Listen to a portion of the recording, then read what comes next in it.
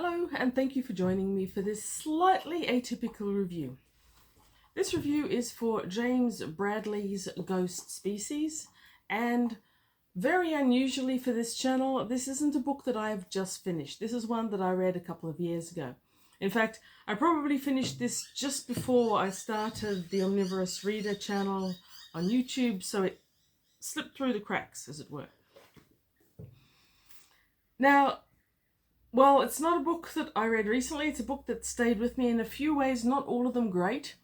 And I recently had a conversation with someone about James Bradley and Ghost Species in specific. So let's start with the author. James Bradley is an Australian author, which means that I think that quite a few people on this channel and on YouTube in general will not have heard of him. He writes what you'd probably call science fiction light, or possibly speculative fiction. Some people describe his narrative as being climate change narratives, and I would say Ghost Species certainly fits with that, but there's a science fiction element to it as well. James Bradley has written several books, 5 books. He's fairly well critically acclaimed in Australia, and I have never read any other book by him because I didn't love this book. And that's a bit of a shame, because the sort of things that James writes should be exactly the sort of thing I like. Science-based, biological science specifically. His most recent book, which is where this came from, is about the ocean, and he's written other ones. One of them's called Paper Nautilus. This should be an author that I absolutely love. And many people do love him. On average, I think he gets a 4 or 5 star rating review on Goodreads. And people who write reviews, Bradley himself, by the way, is a critic. And I think he won an award for critiquing other works, which is a bit intimidating and scary. But he'll probably never seen this, so I'm good. This book, Ghost Species, is almost always called by reviewers thrillingly original, and other times tender, exquisitely beautiful, deeply affecting, exploration, those sorts of things. When I read this book, I was reading a lot of Australian fiction, and this is very much Australian fiction in that it is set in Australia, Tasmania in fact, which is a great place to set things. I love Tasmania.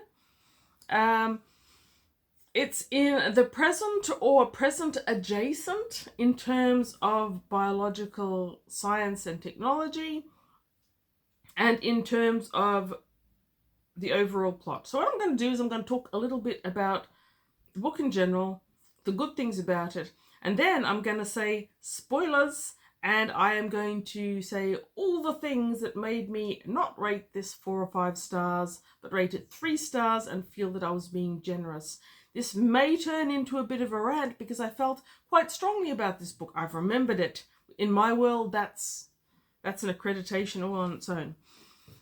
Okay, so this book starts with a scientist called Kate Larkin, and she and her husband, partner, something like that, have joined a secretive project with a large company that are based in Tasmania. They fly them in, and their specialties are genetic engineering and biological science.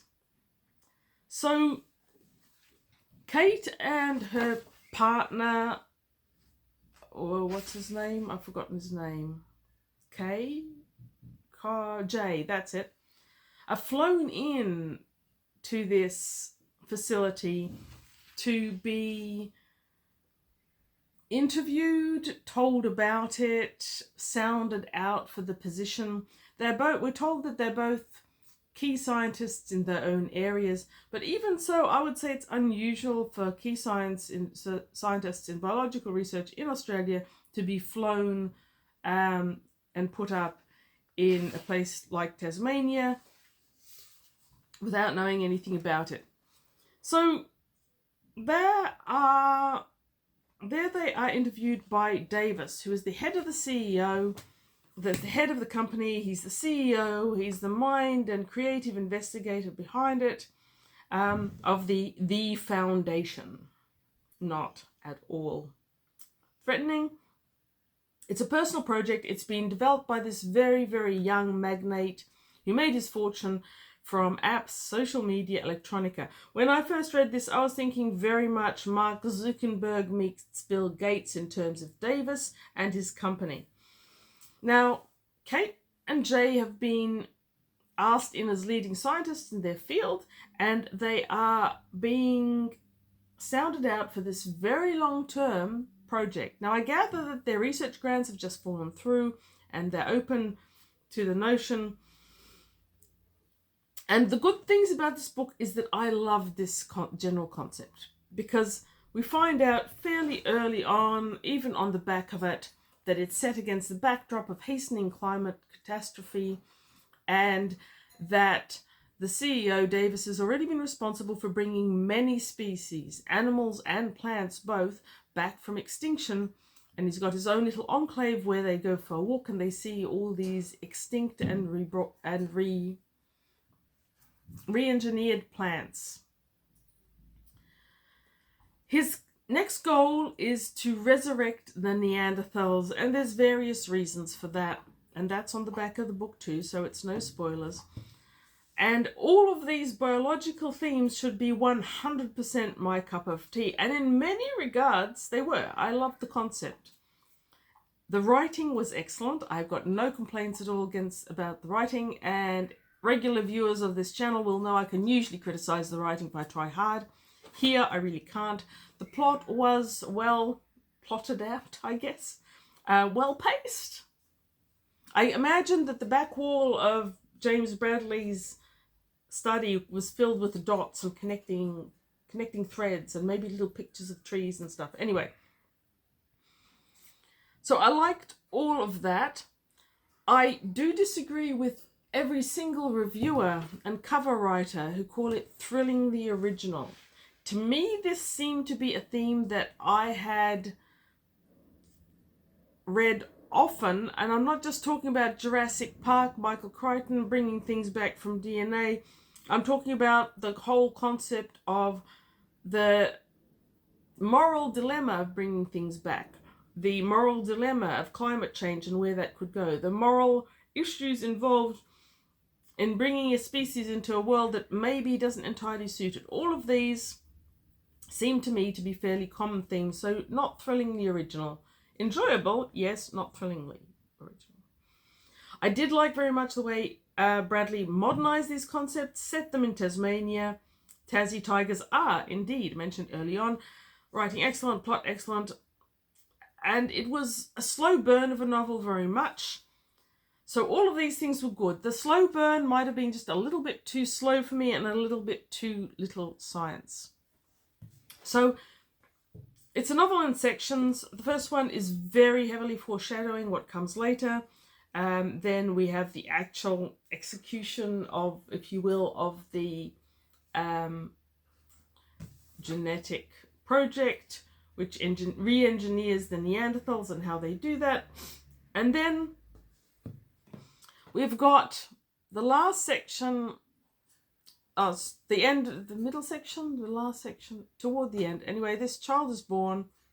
Kate goes really full on maternal on it. A lot of weird and bad things happen, whatever. And the last part of it is post-climate change. So you've got these different segregated elements, but the author obviously had a clear plan, and I think that many people will indeed love this book a great deal. Many of them have. Like I said, it's got lots of good reviews and good reads. Maybe go and read them if you think you might like this book. I have noticed particularly that many of the people who especially love this book are not typically science fiction readers. They might like speculative fiction light. They often like classic modern fiction and often Australian fiction. So if you know someone who likes Australian fiction or what I think of as normal modern fiction, and you want to edge them slowly down the road towards the science fiction, Ghost Species might be the book that is their gateway. If they are particularly interested in novels that explore maternal leanings and the bond between mother and child, and even more so. So they're the sort of people that seem to have really, really adored this book. And yeah, some people have found it a little bit of scary because of the climate connotations.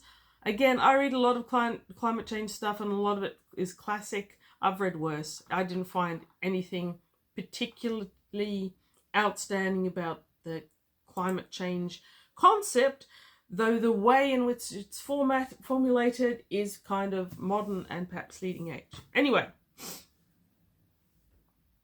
there are many good things about this. If you want to read modern fiction with a climate change scenario and genetic modification, this might be the book for you. Certainly James Bradley might be the writer for you if you like modern speculative or science fiction. Go check it out. Maybe it's for you. Now, spoilers are coming. Da-da-da-da. Because while almost everyone that I personally knew loved this book, I didn't. I really didn't. So the slow burn was for me quite definitely too slow.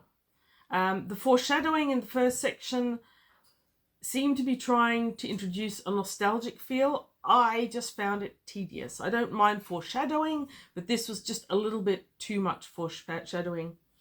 And the whole novel is basically foreshadowed in this wistful, naif sort of way. We learn that Kate really wants a child, and there's some big hoo-ha there. So even before they've accepted the project, it's clear that they're going to accept the project, that Kate's going to go all maternal on the child that isn't actually entirely human, being Neanderthal. So one of the first things that made me really, really impatient with this book is right at the beginning. Not the foreshadowing. I could have lived with the foreshadowing, but the whole science element just failed to science, in my opinion, in any real way. So Kate, who is essentially your main protagonist all throughout, is the most unconvincing attempt to write a scientist that I have ever encountered.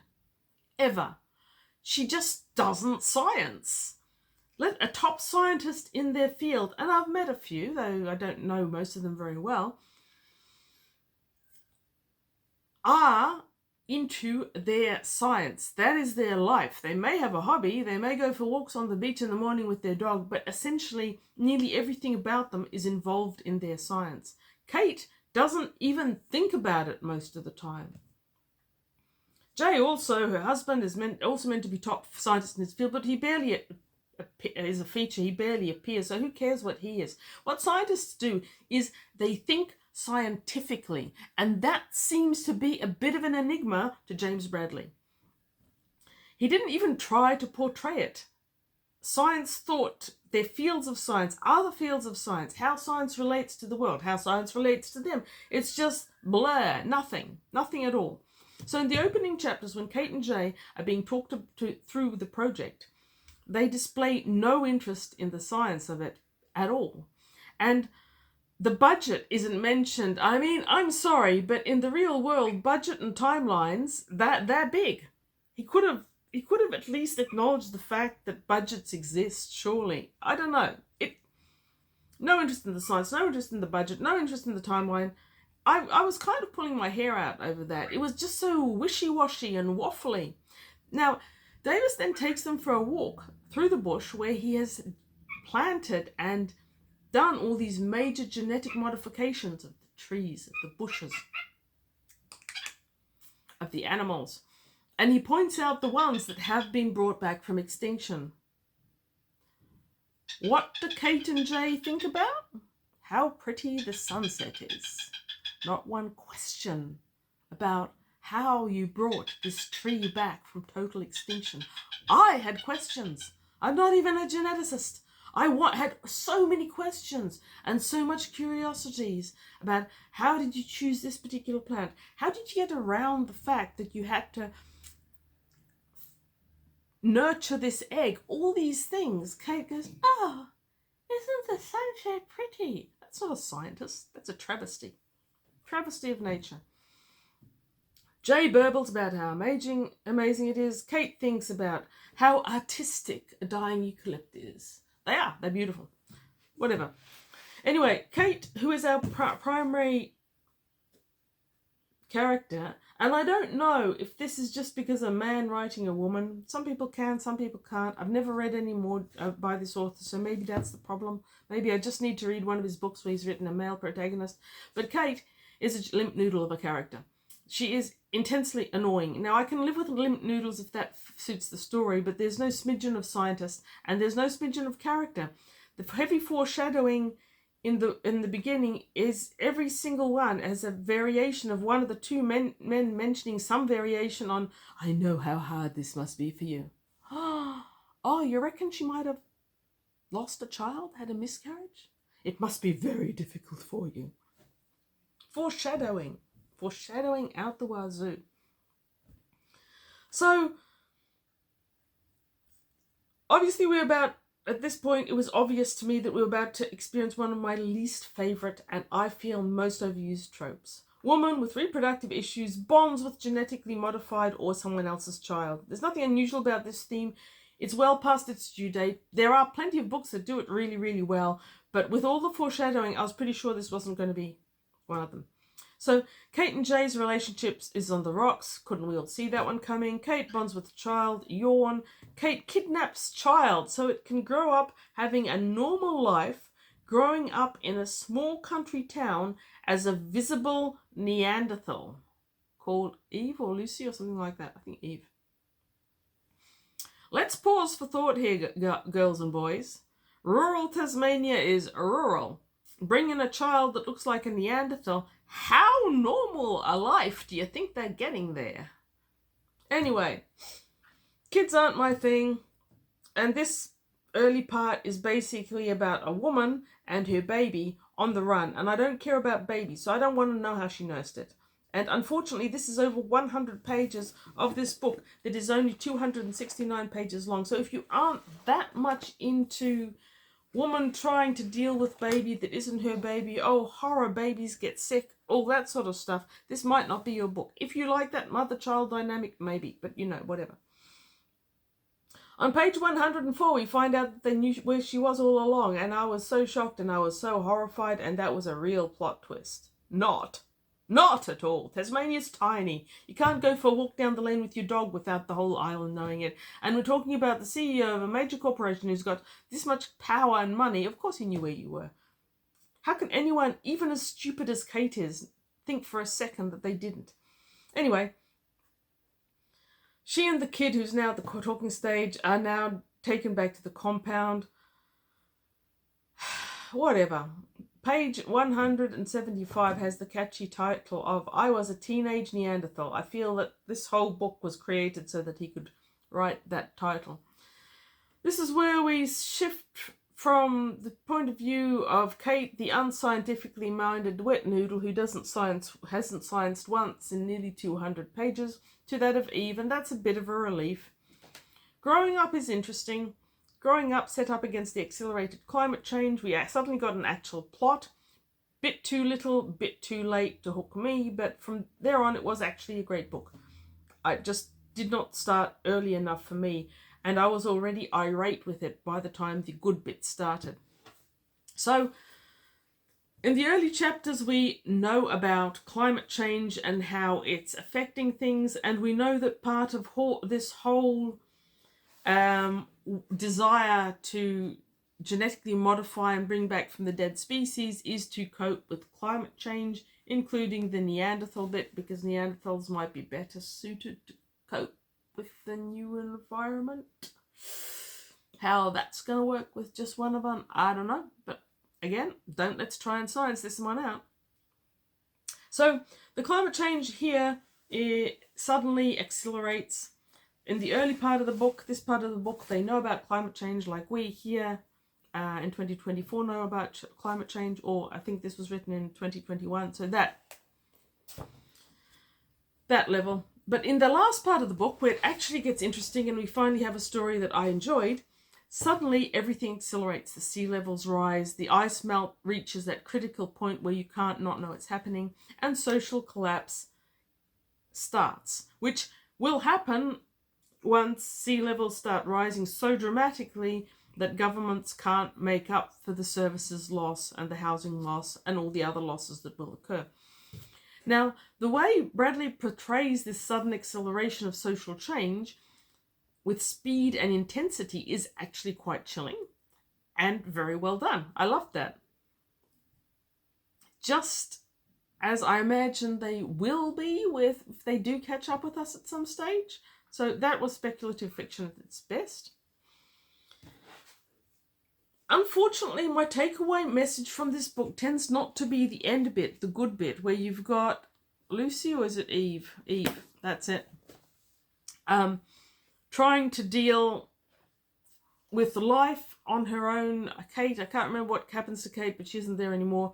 Eve is basically a young adult in her own, in this world of extreme change. And she's got certain physiological aspects to her that make her a good ally, but she is, of course, very much alone, not being of the same species as everyone else on Earth at the time. So,